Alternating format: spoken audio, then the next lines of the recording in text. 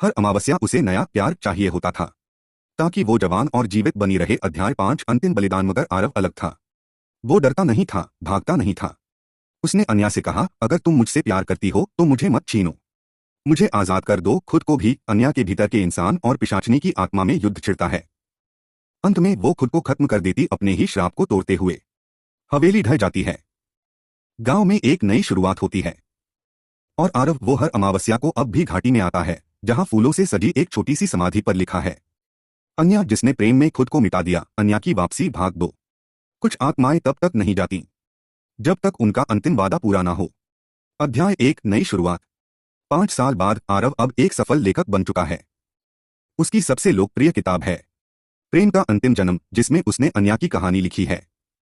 वो अब भी सिंगल है, लेकिन हर अमावस्या की रात वो चुपचाप अन्या की समाधि पर जाता है। वो मानता है कि अन्या की आत्मा अब मुक्त हो चुकी है, लेकिन दिल में कहीं न कहीं उसे लगता है वो कभी पूरी तरह गई नहीं। अध्याय 2 रहस्यमयी लड़की। एक दिन आरव की मुलाकात एक नई लड़की से होती है, नैरा, जो हूबहू अन्या जैसी दिखती है, लेकिन उसका नाम, पहनावा और व्यवहार बिल्कुल अलग है। वो कहती है कि वो एक चित्रकार है और हाल ही में इसी गांव के पास शिफ्ट हुई है। वो आरव की किताबों की बहुत बड़ी फैन है।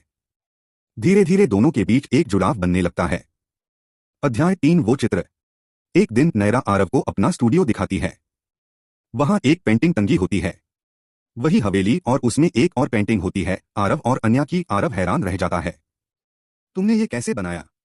ये तस्वीर तो कभी ली ही नहीं गई थी। नैरा मुस्कुरा देती है, कभी कभी यादें तस्वीर नहीं बनती, आत्मा में जिंदा रहती हैं। अध्याय 4 फिर से वो रात। अगली अमावस्या की रात आरव को सपने में अन्या दिखाई देती है। वो रो रही है, वो मैं नहीं थी जिसने श्राप तोड़ा। किसी ने मेरी जगह बलिदान दिया था। मैं अब भी फंसी हूं और कोई मेरी जगह ले रहा है। आरव घबरा जाता है।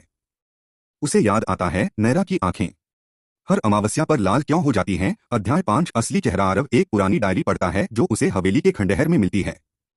उसमें लिखा होता